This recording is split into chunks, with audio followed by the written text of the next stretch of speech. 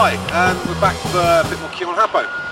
So, just because Paul's wrists are feeling a bit dodgy, we'll have to do Ura Gyaku with the ski.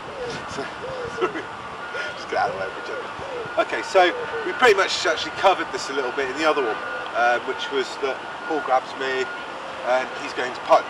So, don't like that idea, it's just no good really for me. So, so when Paul grabs me, obviously I know, shit, big trouble. Now this time we're not going to put the hands up here, we're going to come under the elbow. So punch comes in, so I cover the punch here. I turn off the elbow here. From here I've got the lock on the shoulder, on my chest. This is pretty advanced stuff. I'm just showing you this really for entertainment's sake, to entertain my sadistic streak. So it's not that sadistic. No. This is to show you what technique's about. It's not about grabbing. Since it says you don't apply locks with your hands. In other words, you don't grip. You know, you never grab. This is just showing that point. If I'm coming from this angle here, so you can see what goes on. As Paul's punching me, I cover the punch. My weight's coming down into my back leg, and I'm rotating the elbow here, which then is going to rotate the wrist. From here, I've now got the lock on the chest. What I was saying to you in the previous video about getting the hand on the chest, creating more power. Now, I've got Paul's leg here. Notice this is my knee. From here, I bring the elbow back and I turn in. Now, Paul really can't go anywhere. He can't pull this away because I've got this grip. This is only a finger grip. I'm not grabbing. Now I've got the leg here so I can fold the leg in and I can keep this on and Paul can't move away. So this is how the wrist's applied, or the lock's applied on my chest. I've got pressure coming in from my chest which is causing that rotation. The arm here I'm pushing down is causing this rotation here.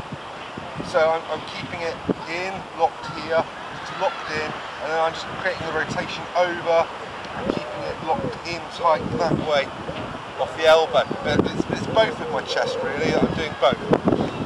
So that's the entertainment bit for this video, just so you can see how it's done.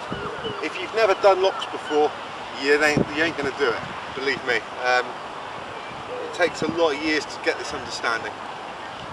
Okay, so Ura Gyaku, I mean, we could go back to wrist grabs. It applies the same. As I said, this is Ura Gyaku with a punch, but I mean, we've already covered that in the respect that Paul punches me, I come over, turn, back. So this is very much the same. I mean, I get this rotation. It's covering this punch really from a grab. You know, I could go a million and one ways with this. Cover in, bring him out, turn, through. No, I've still got it. Oh! Ah! And still the same. So this gets into more entertainment. So this is more of a video filler, just so you can see, because we've already done it. I will do it from the other side because we haven't done it. So, okay. So my cover is all important. Yeah, I don't leave this hand flapping in the wind. The reason I don't leave it flapping in the wind is that Paul could just release it. You know, if he's grabbed me and he goes to punch and I block, I've lost it now. The second I'm coming on here, he's realising and pulling that out of the way and doing whatever, and I'm now in trouble. Because it's like, oh dear, you know, and I'm going to have to escape. That nulls the technique, really. So, I want that connection with Paul. Think about telephone wire. Yeah, I could have my eyes closed and know what Paul does based on having his hand here, because he's going to have to, you know, any movement he makes is going to be transferred through this hand. You know, any slight twist of his body is going to be...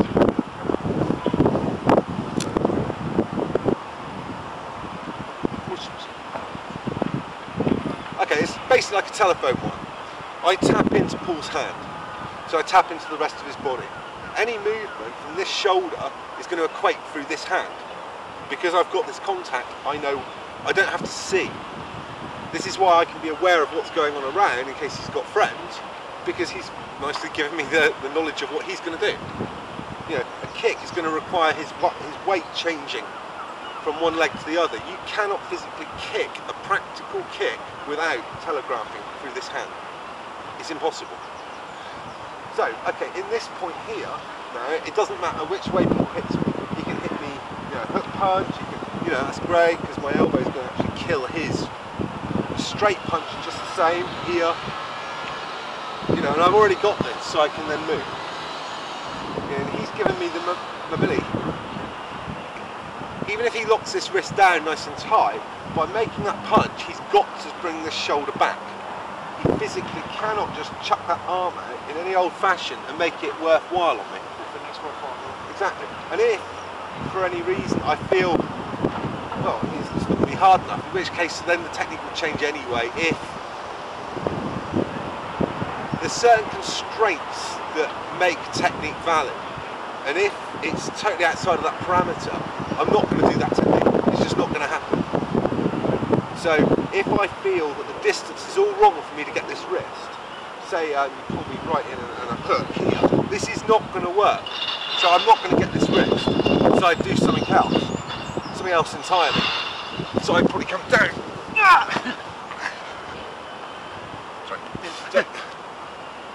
So, you know, for anyone that's doing the what if scenario, that's what if, you know, it's not going to work like this. People will say that, oh yeah, but he's too close to that, he's too far away, or this, or that, or I could do this.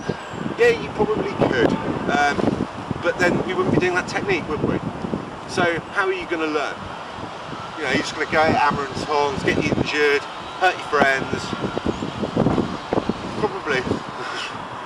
Good luck to you. Pity your friend. Won't be your friend for very long.